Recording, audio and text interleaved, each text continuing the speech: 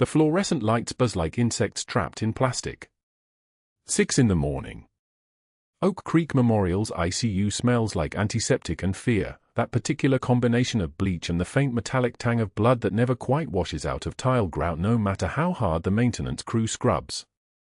Rachel Torres arrives at 05 for 5, 10 minutes before shift change, when the night nurses are still charting and the day crew hasn't yet poisoned themselves with the break room coffee. She moves through the ICU like water finding its level, no wasted steps, no sudden movements, nothing that draws attention. Her scrubs are unremarkable. Her badge photo from the temp agency shows a woman with brown eyes and a neutral expression. Her sneakers are silent on the linoleum, worn through years of 12-hour shifts in places where loud footsteps announce you before you can explain yourself.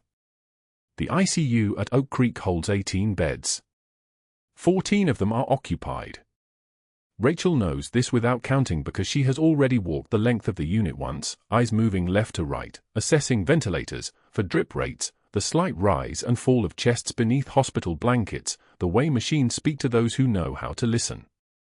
Her left leg aches at the knee, old injury, old story, not relevant to this shift or any shift going forward. She doesn't limp so much as distribute her weight with precision, like someone who learned long ago that pain is information and information can be ignored if you have something more important to do. She does. The medication carts need checking. The charts need reviewing.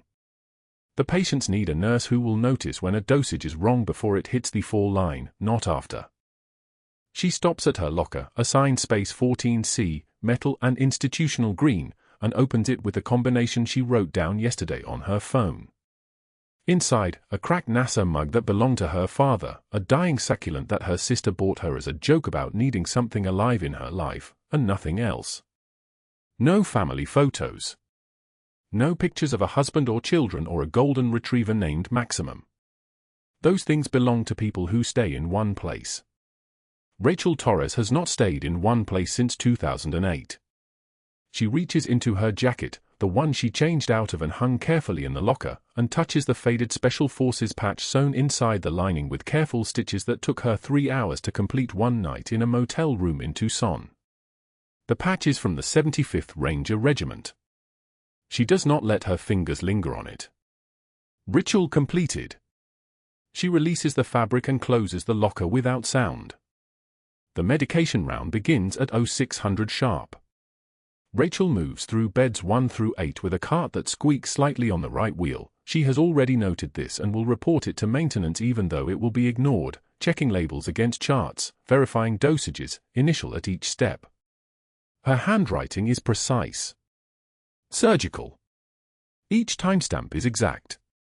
Each notation is detailed enough that anyone reviewing her charting could reconstruct her exact movements and reasoning. This precision will become important.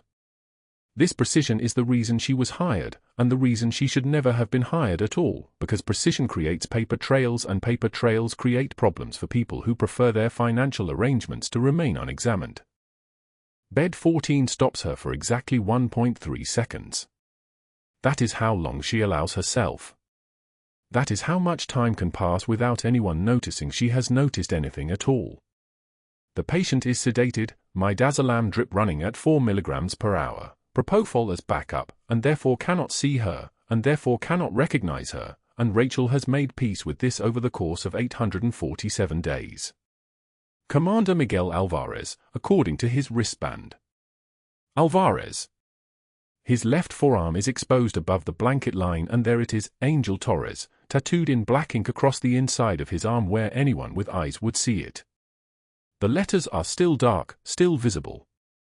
The morphine running through his system and the years running through the rest of his life have stolen everything else, stolen his memory of the minefield, stolen his memory of the weight of another person across his shoulders, stolen his memory of the voice that told him to breathe, just breathe, we're getting you out. They have stolen his memory of her face. This is Mercy, Rachel thinks. This is what Mercy looks like. She adjusts his fall without touching the bandage and moves to bed 15. The morning rounds proceed as they always do. Rachel charts everything. Heart rate. Respiratory rate. O2 saturation. Pupillary response. Skin turgor. Every detail notation locked into the hospital's electronic system with her name and her timestamp. The system is secure. The system is audited. The system keeps records of which nurse charted what medication when, which nurse noted which irregularities in the inventory logs, which nurse observed that the supply company's billing numbers do not match the equipment that actually left the storeroom. This detail, the inventory discrepancy, is something Rachel noticed on her third shift, filed away, and has been documenting with absolute precision ever since. She does not know whose attention she is trying to get. She does not know yet that she should be getting anyone's attention at all. Dr. Hargrove arrives at 0647. He enters through the double doors that open automatically and close with a pneumatic hiss, and he is already on his phone, shoulders tense, jaw working like he is chewing something bitter. He is 47 years old. His watch is a Rolex Daytona, Platinum, $47,000 at retail, which he purchased using a credit card that is billed to a medical consulting firm that exists primarily on paper. His shoes are Italian leather, handmade, buffed to a shine that reflects the fluorescent lighting. He does not acknowledge Rachel Torres. Why would he? She is a temp nurse. She has no credentials on file beyond basic certification. She has no permanent position at Oak Creek Memorial. She is the kind of person who comes and goes, forgettable, background, part of the shifting surface of the hospital's temporary staffing needs. She is precisely the kind of invisible that Rachel Torres has spent the last decade becoming.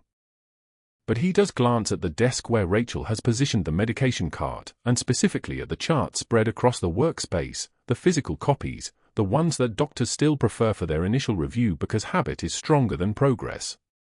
His expression doesn't change. His stride doesn't alter.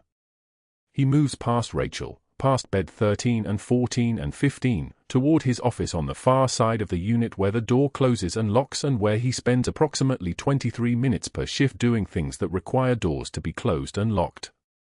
The invoices from the medical supply company are on his desk. Rachel knows this because he was holding them when he arrived, and she has seen him holding similar paperwork on 5 of the last 8 shifts. The billing codes are incorrect. The quantities are inflated. The pattern is deliberate. This is the kind of thing that catches the attention of a nurse who was trained to notice patterns in the dark at 2 in the morning when her life depended on it.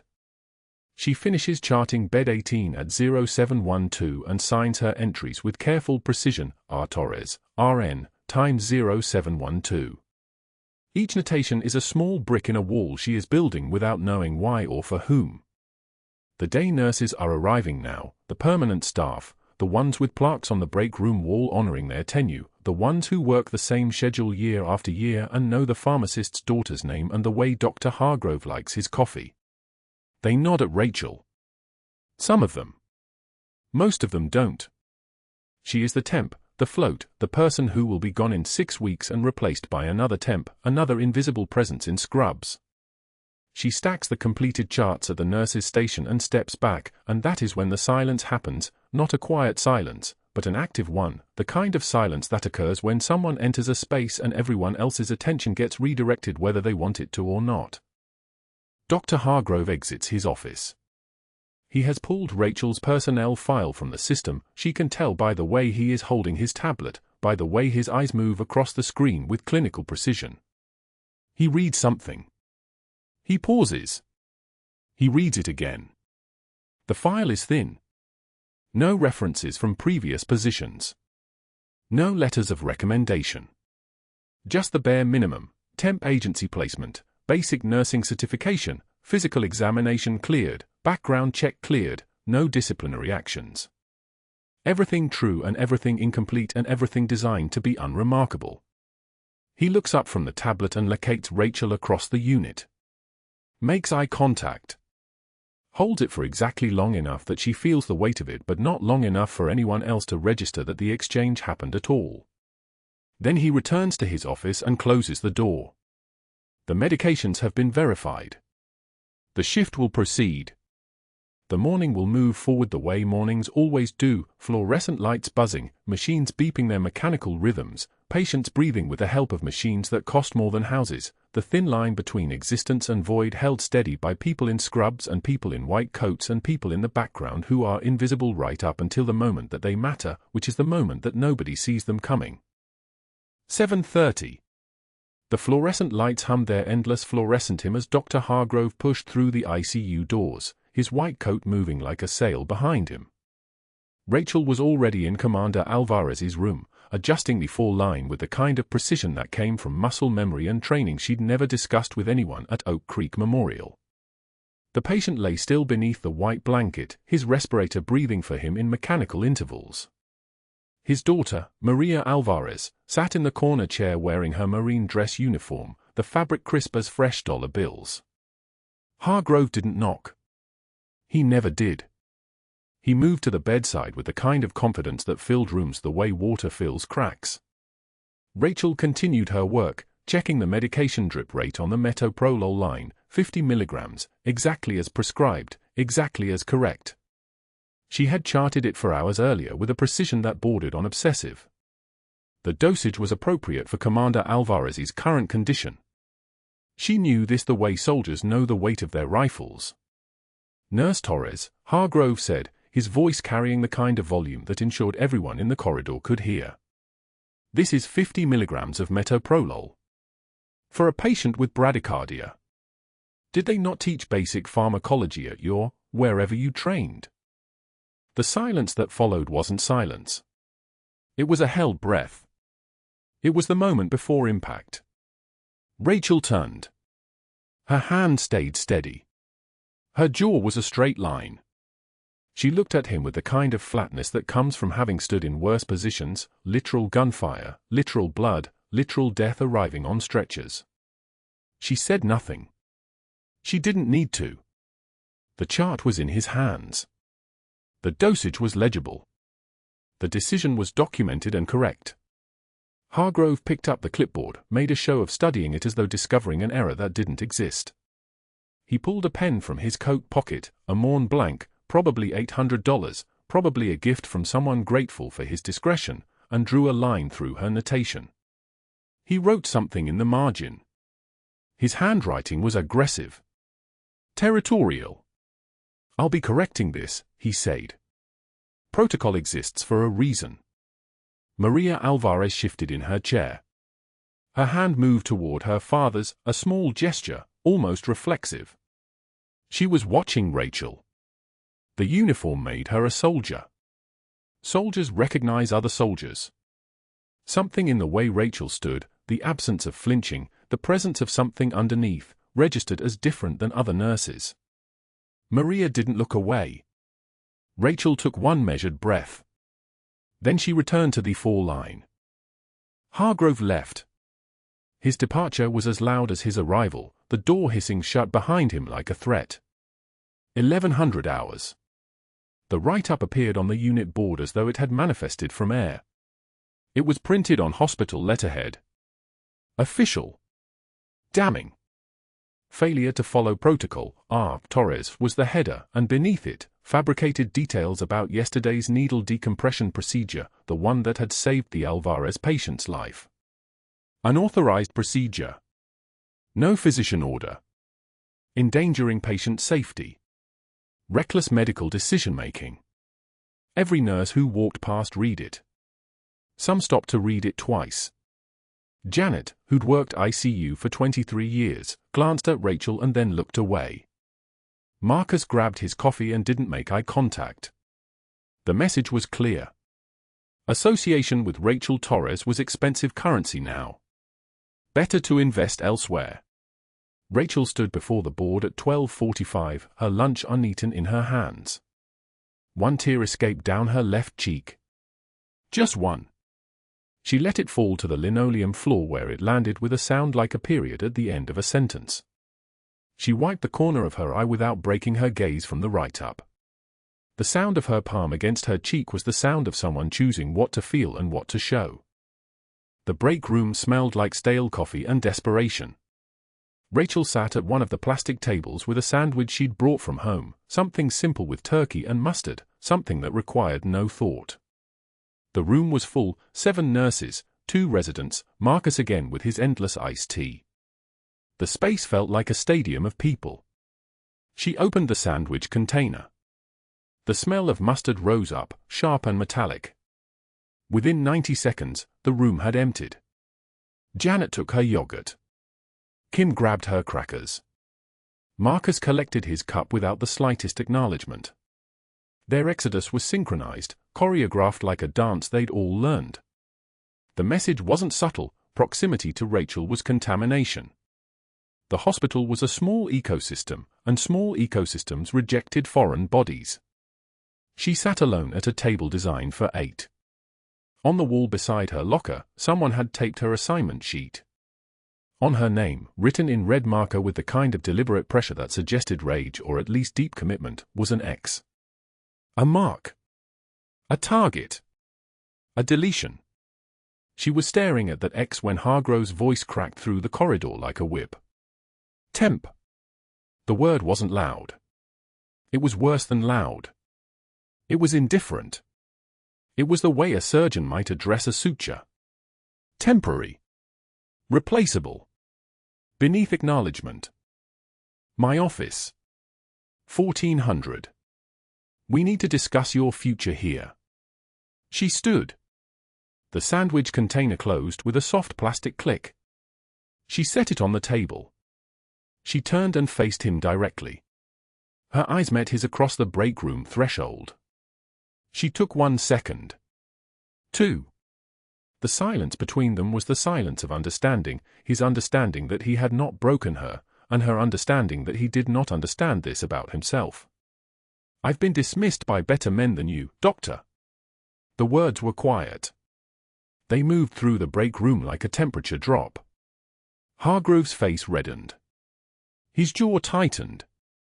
His mouth opened and then closed again because there was nothing to say to a woman who had already accepted dismissal from sources he could not comprehend. He turned and walked out. Rachel sat back down.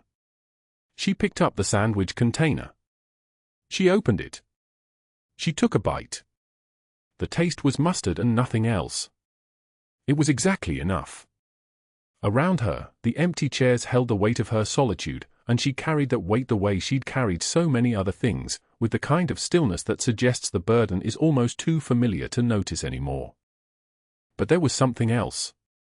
Something beneath the sterile lights and the medication drips and the persistent beeping of machines that measured life in sine waves. Something underneath that was coiling, waking, remembering. And at 16:45, when the ICU was moving through its normal rhythm, beds occupied, monitors beeping their routine songs, Commander Alvarez in bed 14 breathing with mechanical assistance and the help of drugs that kept him suspended between consciousness and whatever lay beyond, the doors of the unit exploded inward.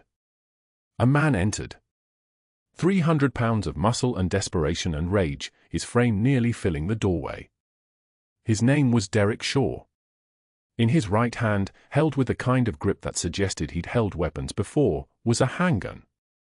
His face was the face of someone who had already lost everything that mattered and was now burning through what remained.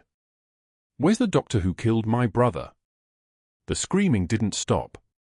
It escalated, amplified, echoing off tile and linoleum and the exposed pipes that ran along the ICU ceiling. Chaos erupted like water through a broken dam. Nurses dove behind equipment. One resident ran toward the back exit. A patient on the second monitor began seizing from the stress alone. Alarms screamed. Phones rang. The entire unit contracted into a moment of pure animal panic. Everyone ran. Everyone except Rachel Torres, who turned from her medication cart and walked directly toward the armed man with her hands visible and open at her sides. Her pace was neither slow nor fast. It was the pace of someone walking toward something inevitable, the way soldiers walk toward fire when everyone else is running from it. Her pace was measured. Deliberate. The way someone walks when they've already accepted the outcome. Derek Shaw stood at the entrance to the ICU with 300 pounds of rage compressed into a frame that had been built in a penitentiary, his right hand trembling around a Glock 19, his voice cracking the air like a whip. "Where is he? Where's the doctor that killed my brother?" The room didn't empty slowly. It exploded outward. A nurse at the medication cart dropped her tablets, grabbed her badge, ran without looking back. A resident stumbled into the supply cabinet door. 2 transport orderlies bolted toward the stairwell. The charge nurse hit her panic button, the silent kind, the kind that brings security in 90 seconds if you're lucky. But Rachel was still standing at the 4-pole beside bed 14, her hands visible at shoulder height, her face perfectly level. She'd seen worse. She'd trained for worse. In 2011, outside Marjah in Helmand province, she'd walked toward a Taliban position with nothing but a radio, 2 corpsmen, and the certainty that stopping moving meant people died. Derek Shaw with a gun was a crisis. It was also an equation. And every equation had a solution if you stayed calm enough to find it. Derek. She said his name like she knew him. Like they'd served together. Derek, my name is Rachel. I'm a nurse. I can see you're in pain. Tell me your brother's name. Derek's gun swung toward her voice, the barrel rising. His jaw was tight enough to crack teeth, his eyes red-rimmed, his breathing ragged like he'd been running for hours. Maybe he had. Stay back. Stay the hell back. That doctor, he told Jason he wasn't priority. Said his condition wasn't critical enough. Said we had to wait. And now Jason's dead because some arrogant bastard decided he wasn't worth the effort. Behind the nurse's station, Dr. Hargrove crouched low, his phone already up, his face pale but his fingers steady. He was filming. Of course he was filming. He was already composing the narrative, the reckless temp nurse performing unauthorized procedures, the liability, the reason her employment needed to end. The phone clicked softly, text to Preston Wright, the hospital's legal counsel. Then another, documentation. She's operating without physician oversight. Rachel took 1 step closer. Not fast. Not slow. 1 step the way you'd approach a wounded animal that hadn't decided yet whether to bite or run. Where is Jason now, Derek? The gun wavered. Pointed at her chest. Then away. Then back again like a compass needle that couldn't find north. Derek's hand was shaking hard enough that the sight picture was dancing across her sternum. 1 pound of pressure on that trigger and Rachel Torres became a statistic. 1 pound, and the thing that had carried her through 14 years of service, the muscle memory, the training, the refusal to accept failure, became irrelevant. Corner. Derek's voice cracked. By the supply room. He's against the wall. His chest is doing something wrong. His breathing is wrong. Rachel's eyes found him. A man in his early 30s, skin the color of wet newspaper, his left side rising and falling while his right side barely moved at all. Asymmetrical breathing. Diminished breath sounds on the right. Trachea likely deviated. The presentation was unmistakable, tension pneumothorax. A collapsed lung compressing the structures in his chest, blood pressure dropping, oxygen saturation already compromised, and he had maybe 4 minutes, 5 if he was lucky, before his heart simply stopped. Your brother is dying right now, Rachel said. Her voice didn't change. Didn't rise. Didn't show the velocity of her thinking. Not from what happened before. From what's happening in his chest.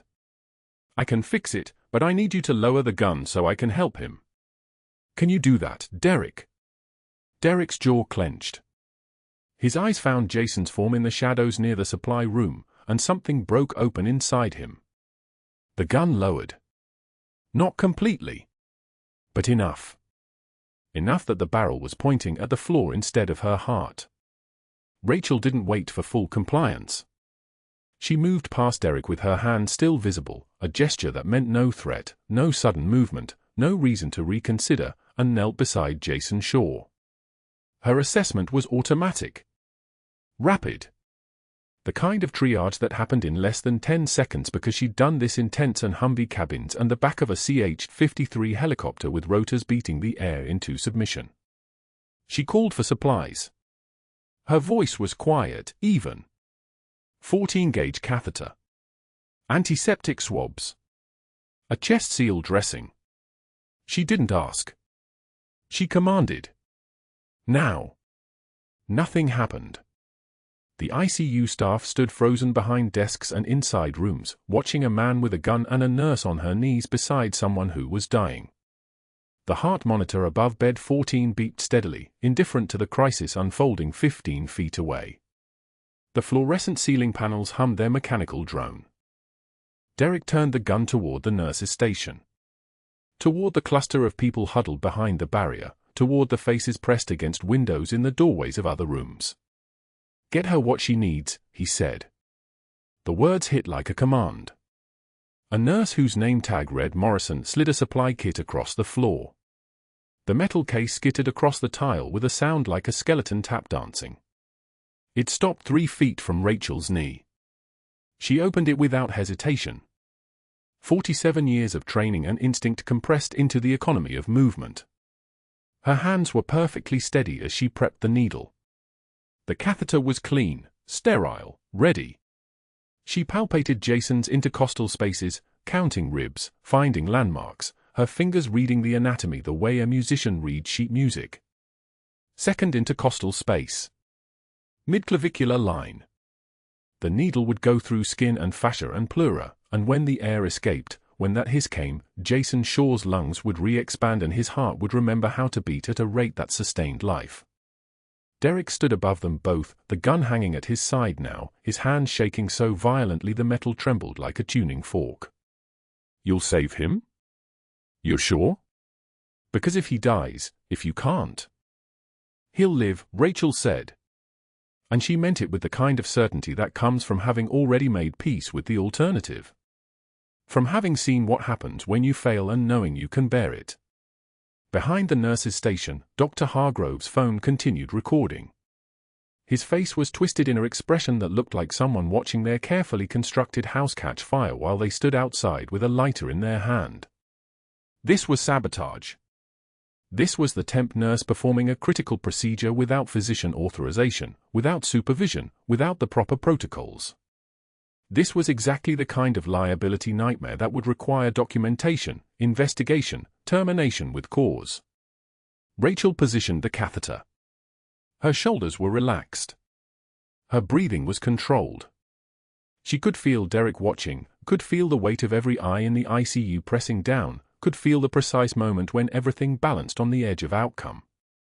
And then her hands moved the way they always moved in moments like this, not from thought but from the deeper memory of muscle and reflex that belonged to someone who'd learned how to save lives in places where there were no backup plans. She was 3 seconds away from insertion when the stairwell door burst open and security appeared. The stairwell door burst open at 1,545 hours and Derek Shaw came through it like a wrecking ball with a voice that shattered glass. 300 pounds of rage and grief, his face a map of sleepless nights, screaming for the doctor who killed his brother. The gun in his right hand was a Torres .357, steady and black and pointing nowhere specific yet.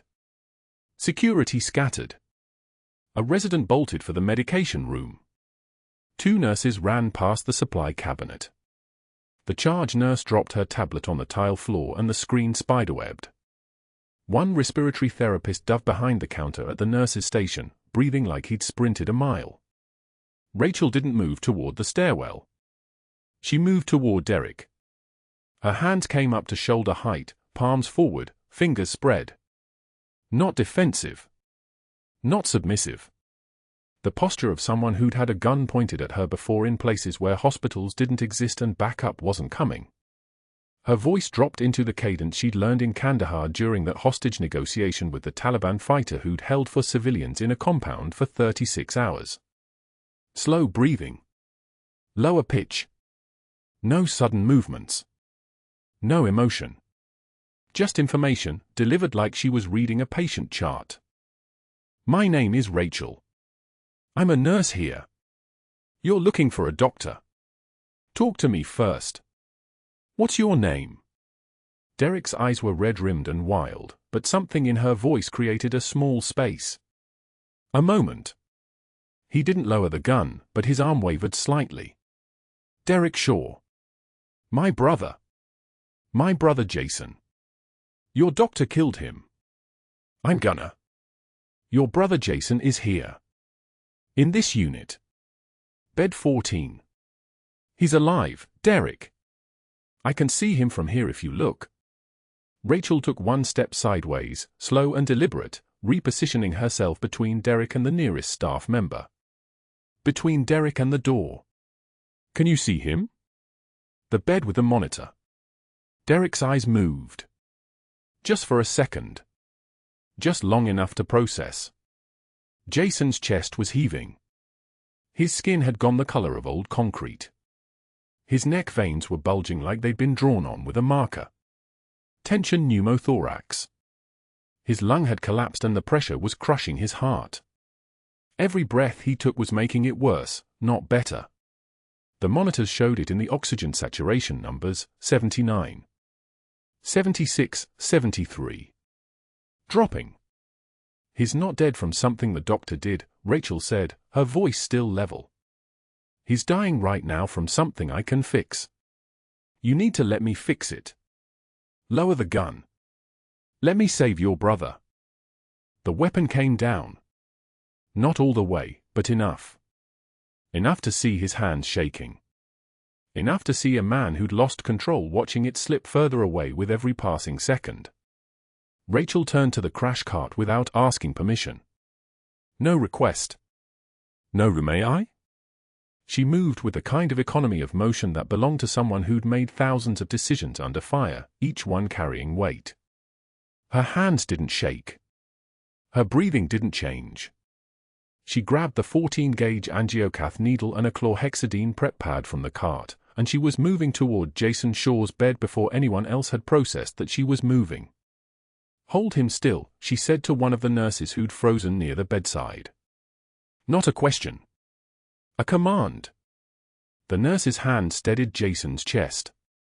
Rachel's fingers found the landmarks, the second intercostal space, midclavicular line, right side. She felt the anatomy the way a safe cracker feels a lock. The prep pad came across his skin in a hard, swift motion. The needle went in without hesitation. Through skin. Through muscle. Into the pleural space. The hiss of air escaping was immediate and sharp, like a tire deflating, like pressure releasing, like a man's last gasp finding escape velocity. Jason's chest wall equalized. His lungs expanded. His oxygen saturation stopped its death spiral and began climbing back. 73, 76. 81, 87. Derek Shaw dropped the gun. It clattered on the tile floor with a sound like a gavel coming down on a verdict. He fell to his knees beside Jason's bed and his shoulders came apart. Jason! Jason, come on, buddy. Come on. Jason's eyes fluttered. His lips pinkened. His hands, which had been clenched like fists, began to relax. The color came back into his face in real time, like someone was adjusting saturation on a photograph. The monitors steadied. The alarms quieted. The room shifted from catastrophe to recovery. Security was in the room now that the weapon was down. Two officers moved Derek away from the bed with the kind of gentleness reserved for men who'd just lost everything and gained it back in the same 30 seconds. A third officer secured the gun with gloved hands and documented it. Rachel stepped back. Her hands were finally trembling now. Just slightly. Just enough that she had to press them against her thighs to steady them. The adrenaline release was kicking in, the cortisol crash, the autonomic nervous system reminding her that she'd just walked toward armed danger instead of away from it. She turned to document the procedure at the nurse's station. The needle decompression. The time. The vital signs. The sequence. The outcome. Her handwriting was still precise, still surgical, still perfect. 14 years of charting with precision had built a habit she couldn't break even when her hands wanted to shake. Dr. Hargrove emerged from behind the supply cabinet where he'd been filming on his phone. His expression was a masterpiece of professional concern. The kind of look that came from years of practice, from knowing how to position yourself in moments of crisis so that you looked like you'd been trying to help all along. He surveyed the scene, Derek being secured by officers, Jason stabilizing on oxygen, security establishing a perimeter, and his shoulders relaxed by exactly 1 degree.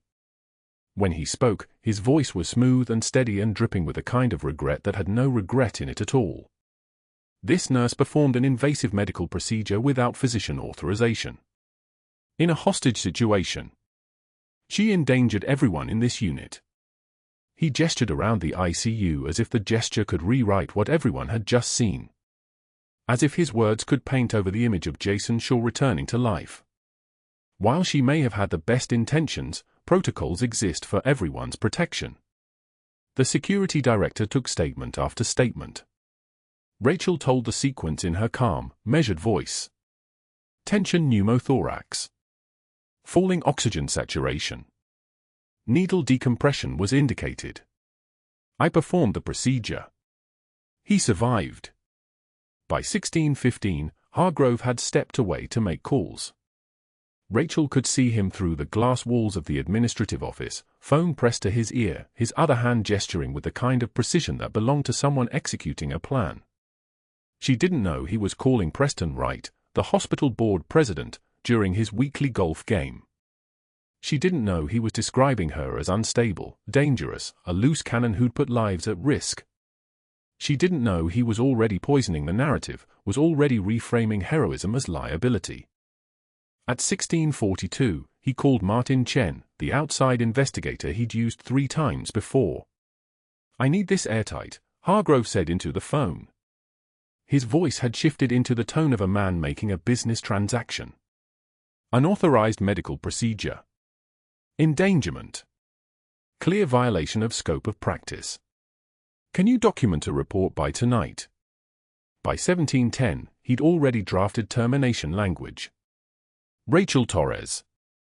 Violation of hospital protocols. Unauthorized invasive procedure. Endangerment of patients and staff. Termination effective immediately. By 1800, exactly 2 hours after Derek Shaw had walked through the stairwell door screaming, hospital security was escorting Rachel Torres out of the ICU with her belongings in a cardboard box.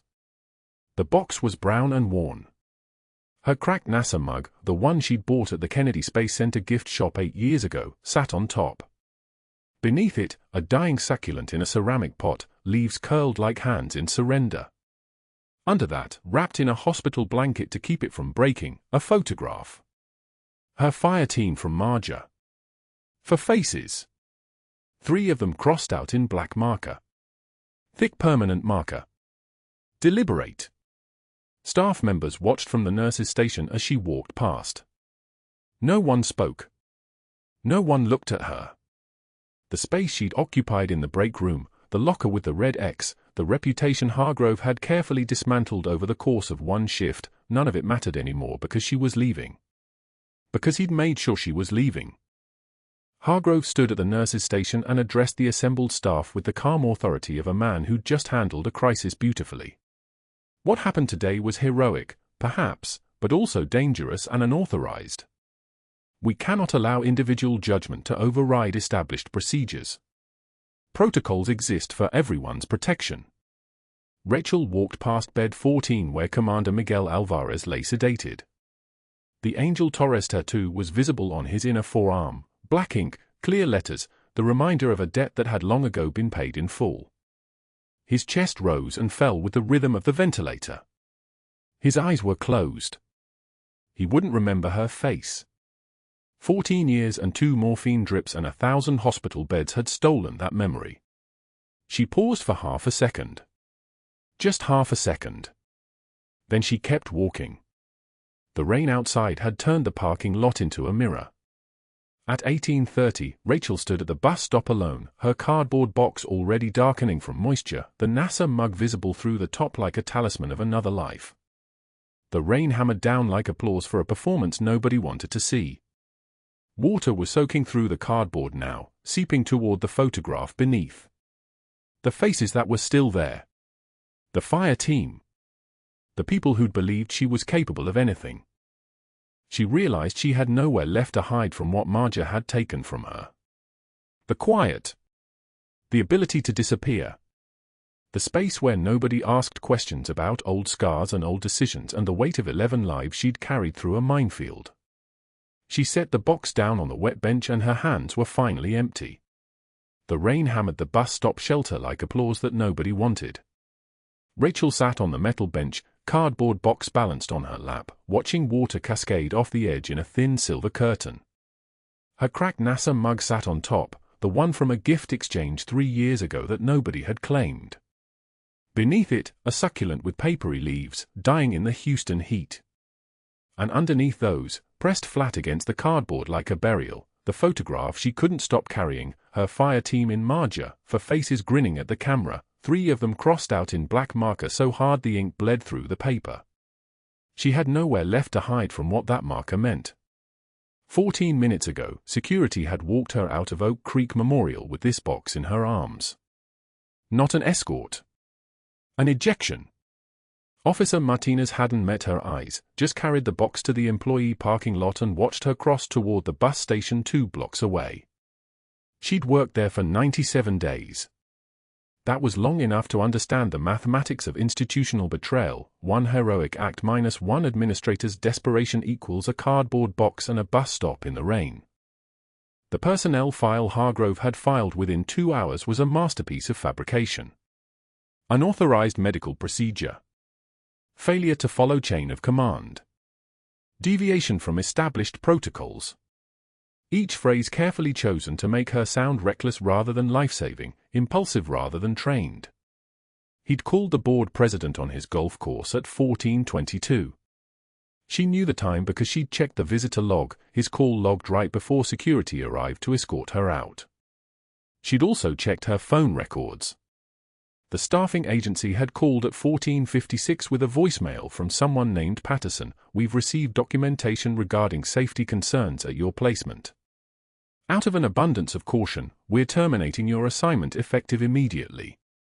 Documentation. As if Hargrove's lies had suddenly become evidence. But that wasn't the worst part. The worst part was how quickly it had all collapsed.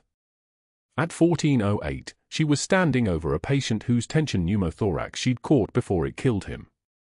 The hiss of that trapped air escaping from between his ribs, she could still hear it, that small relieved sound like the universe exhaling.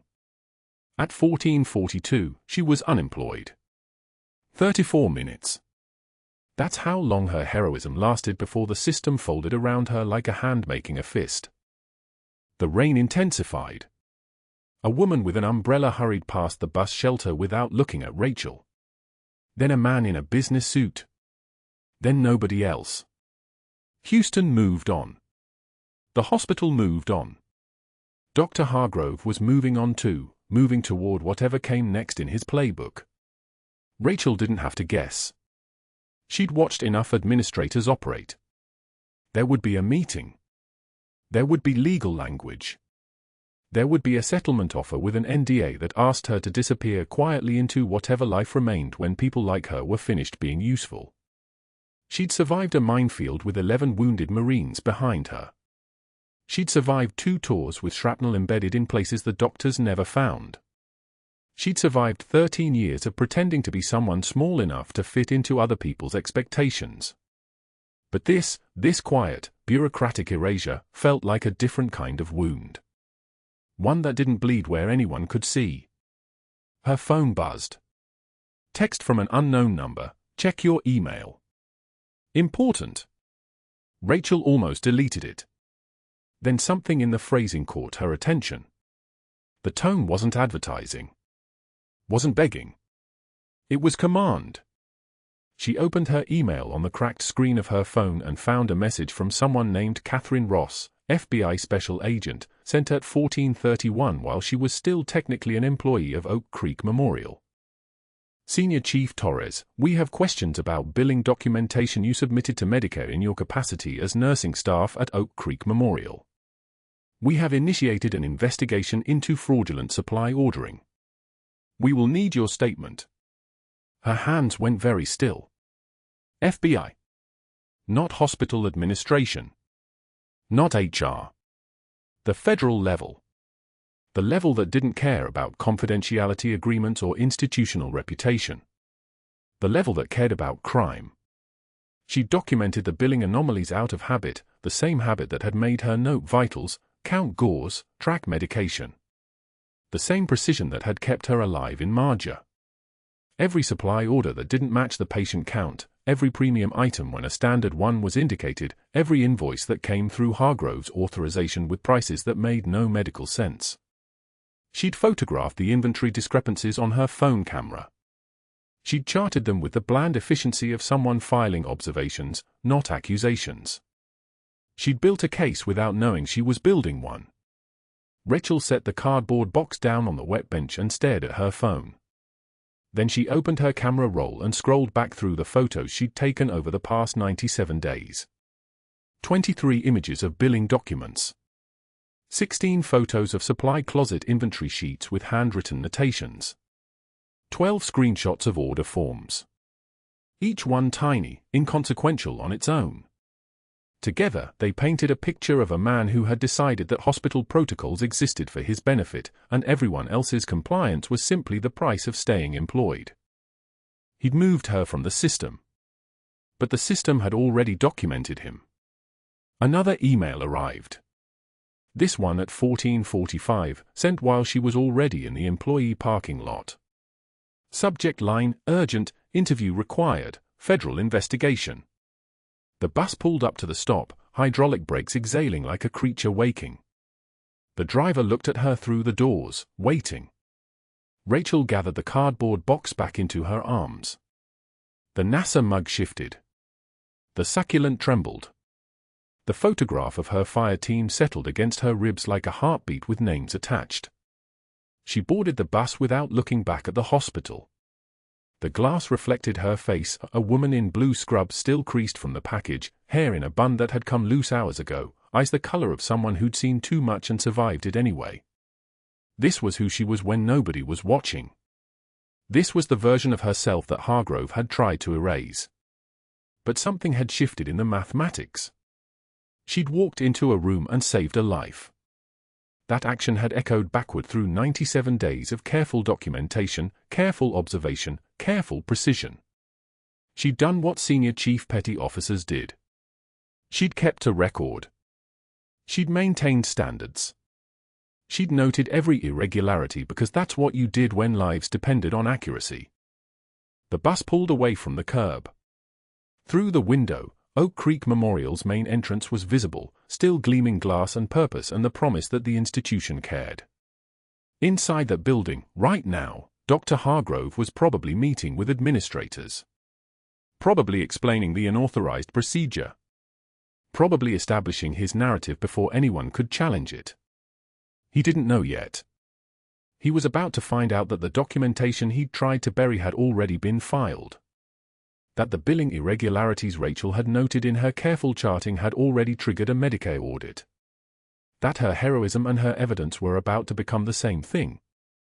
That the woman he'd tried to destroy wasn't unemployed. She was a federal witness with photographs of his fraud. The bus took her through Houston's evening traffic, past strip malls and parking lots and the ordinary infrastructure of the city she'd landed in trying to become someone anonymous. Rachel held the cardboard box and watched the rain streak the windows. Somewhere in this city, there was a place for people like her. Not a place that asked them to be small.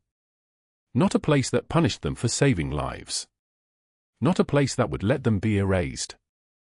Her phone buzzed 3 more times before the bus reached her stop.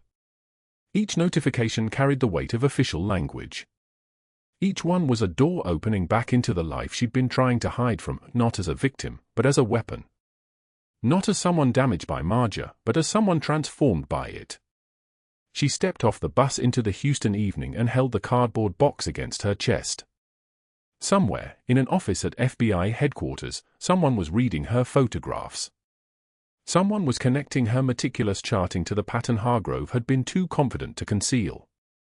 Someone was understanding that the quiet nurse who'd walked toward an armed man with steady hands was the same quiet nurse who'd documented every lie, every irregularity, every piece of institutional corruption with the precision of someone who knew that evidence was a form of armor. The reckoning was already in motion. And it wasn't coming from her. It was coming from the system she'd documented with every careful notation. It was coming from the records she'd kept. It was coming from the fact that she'd been trained by an institution far more unforgiving than any hospital, trained to observe, to remember, to document, to preserve the truth even when the cost was everything else. Dr. Hargrove had made a calculation. He'd seen Rachel Torres as a threat to be eliminated. He hadn't calculated that eliminating her meant accelerating the very investigation that would destroy him. That she'd already placed every piece of evidence in plain sight, hidden only by the assumption that nobody would look closely at a temp nurse's careful charting. But someone had looked. Someone had connected the dots. Someone had understood that the woman who walked toward a 300-pound armed man while everyone else ran wasn't a reckless risk-taker. She was someone who faced threats directly. And she had just become the instrument of Hargrove's own unraveling. If you've watched this far, you're the kind of person who pays attention to the details everyone else misses.